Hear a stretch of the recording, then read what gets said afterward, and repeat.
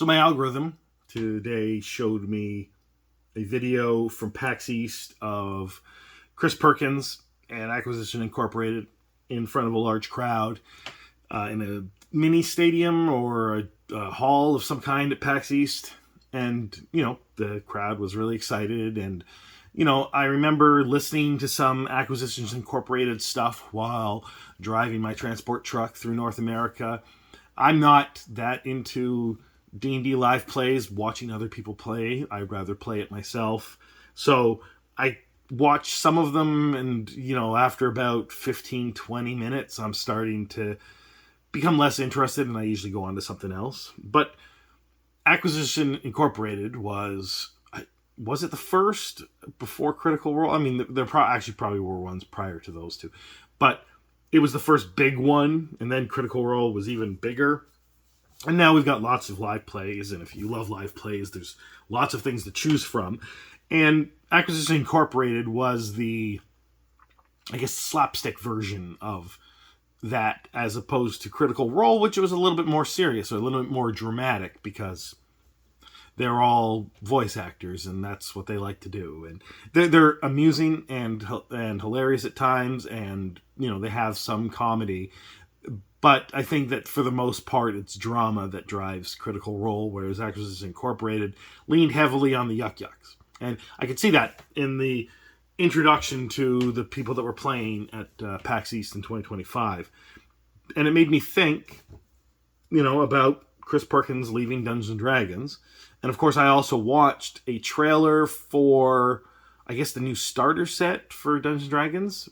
And that had Chris Perkins in it. And I'm thinking, well, he left D&D and they're still using that trailer. Obviously, there's some sort of agreement when he appeared in the trailer, part of some contract. But also, he's at PAX East, and I think it's branded Dungeons & Dragons at that PAX East live play.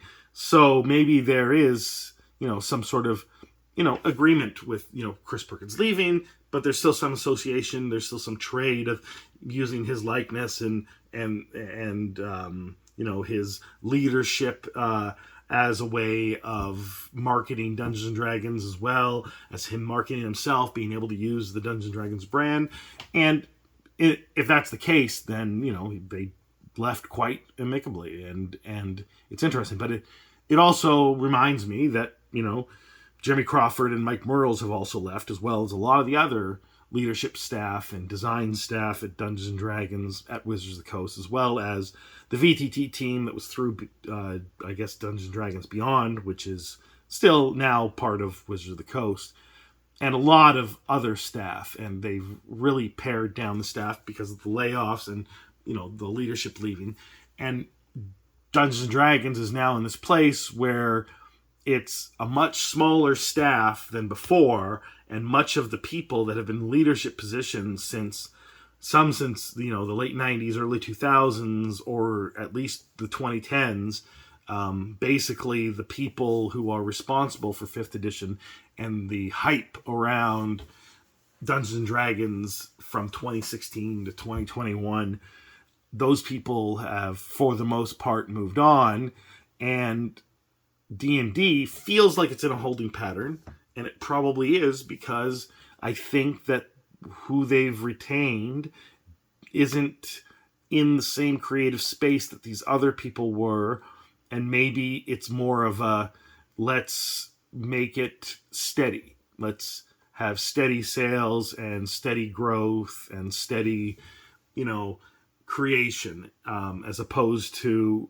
the innovation of, especially from 2015 to 2017, all the adventures and other stuff that came out during that time period, and of course the podcast, the live plays, and all this other stuff that was all part of this cultural melange.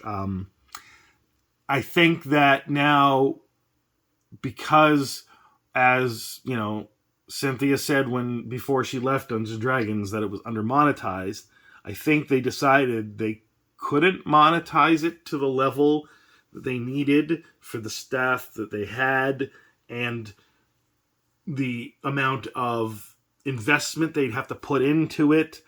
I guess they decided that they weren't willing to put that investment in because they didn't feel they could recover that investment, and therefore they had to pare down the staff to just basically make it so that it's just Dungeons and Dragons, and it does Dungeons and Dragons numbers, and it's not going to have the kind of growth they need to justify the size of the operation. And maybe that's true. I mean, if you look at tabletop role-playing games, it's not like they sell enough product on a regular basis to have a huge company. Usually it's very small companies making most of this stuff, and sometimes medium-sized companies in, the top end tabletop role-playing games. And it's the same with like miniature games, and maybe even, collectible card games. Their small is probably larger than most of the large companies that would be in tabletop role-playing game.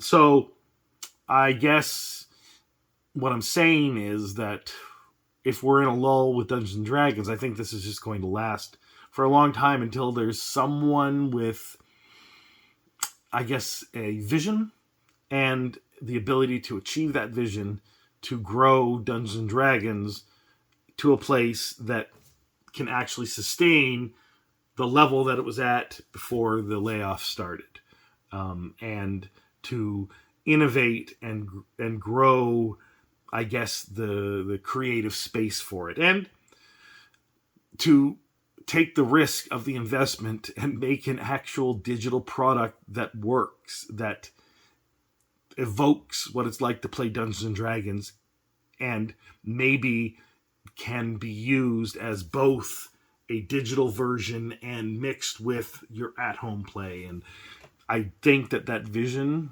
has left the company, if it was there, and the people at the top don't necessarily trust the vision of who's left. And I think that they maybe have to find someone within the company, without the company, that can do this, or else Dungeons and Dragons is just going to be what it is right now and not innovate further. Or it'll innovate in little amounts, and then maybe that'll start to perk the excitement, and maybe sales will go up, and maybe someone who's the CEO at that point will be able to delegate to someone who has a vision, will be able to understand what could be, maybe. But right now, it's just kind of sad that Dungeons and Dragons is just going, well, no, I guess it's not really sad. Because, Dungeons and Dragons is whatever it is to you personally, to me personally. I can still play it the way I want to play it. It just means that new product isn't going to excite me nearly as much as it did 5-10 years ago. And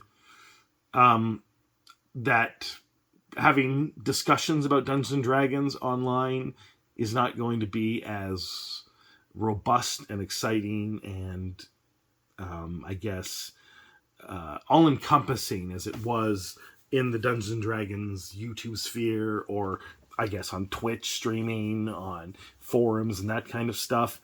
And maybe that'll be that for a long time. We'll just be stuck in a rut when it comes to online discussion, but D&D will just be D&D, and that's fine, I guess. That's all I'm trying to say. But if you understand what I'm trying to say, and you agree or disagree, let me know in the comments.